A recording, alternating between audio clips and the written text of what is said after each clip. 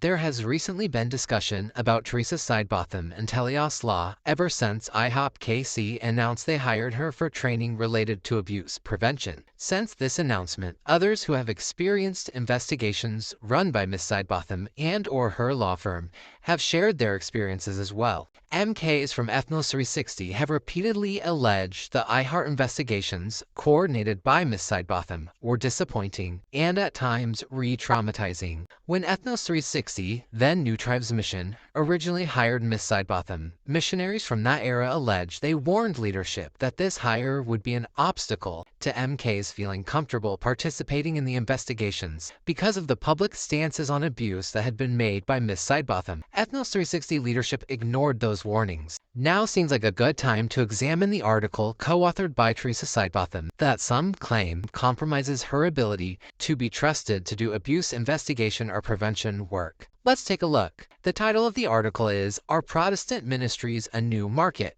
It jumps right in, alleging plaintiff attorneys needed a new market and they are developing one by suing Protestant ministries. It describes this market as a litigation opportunity. This language discounts legitimate cases brought by true victims of abuse and boils it down to money. This will be a theme. In regard specifically to missionary kids, or MKs, they claim reports were made and investigated at the time, and now mission organizations are having to deal with the reiteration of those accounts. This is giving a lot of credit to these missionary organizations. Without proof, the investigations were sound. One such investigation was described by Grace as wholly incomplete and inadequate. More references to the market and how lucrative it is, there's the money, and a claim that ministry leaders should view this as a business.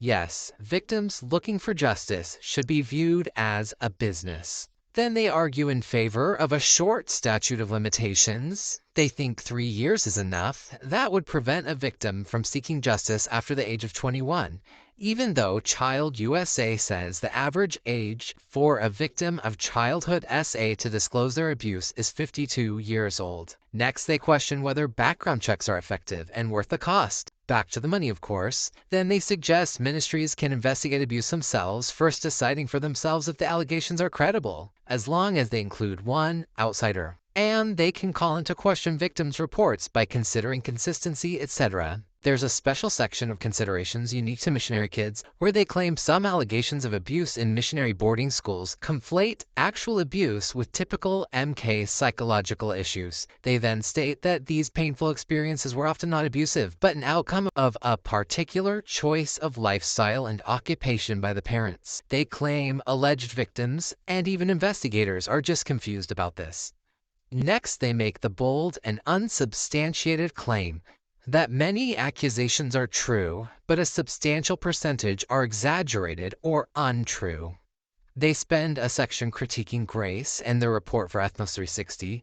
They find it problematic that Grace didn't adequately address potential litigation. The money again, tried to contact too many people, released the report publicly, and on and on.